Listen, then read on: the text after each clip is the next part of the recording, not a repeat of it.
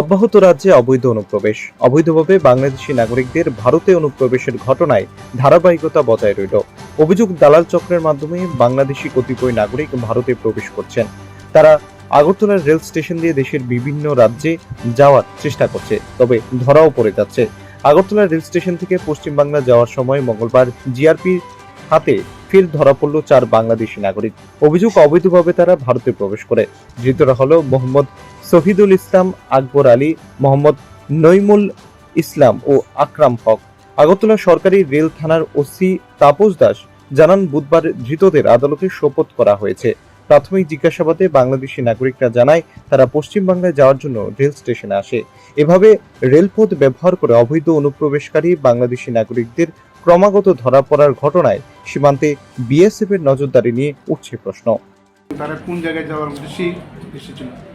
Actually আমরা গতকালকে 4 জন বাংলাদেশি নাগরিককে আমরা আগরতলা রেল স্টেশনে গ্রেপ্তার করা হয়। তো অ্যাকচুয়ালি তারা অবৈধভাবে আমাদের ইন্ডিয়ার বর্ডার ক্রস করে এখানে এসেছিল। তো তারা সবাই বলছিল যে তারা কলকাতা যাবে।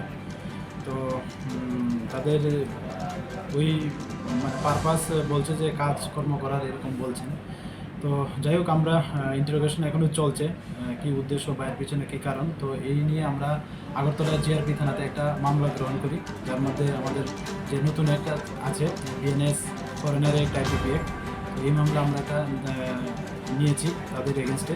তো আজকে তাদের মহামান্য আদালতে প্রেরণ করা হবে। তাদেরকে রিমান্ডের আবেদন জানানো হবে? আমরা জুডিশিয়াল কাস্টডিতে রিমান্ডের পেয়ার চেয়েছি। তাদের নাম কি? এবং তাদের নাম জিজ্ঞেস করলে বলে, একজন হলো এমডি শহীদুল ইসলাম, আরেকজন হলেন আকবর আলী, আরেকজন হলেন এমডি মইনুল ইসলাম, আর আরেকজন হলেন আকরাম হক।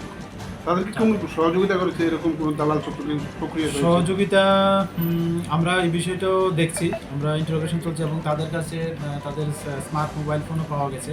তো আমরা এগুলি খতিয়ে দেখছি, যদি তাদের এই অবৈধভাবে প্রবেশ করার পিছনে যদি কেউ যুক্ত থাকে আমরা অবশ্যই তাদের আইনের আওতায় আনবো। কালকে কোন সময় ধরো? এই তো বিকালবেলা প্রায় 2টা-2:30টার দিকে আমরা Agartala rail station. Bureau report, প্রগতি নিউজ।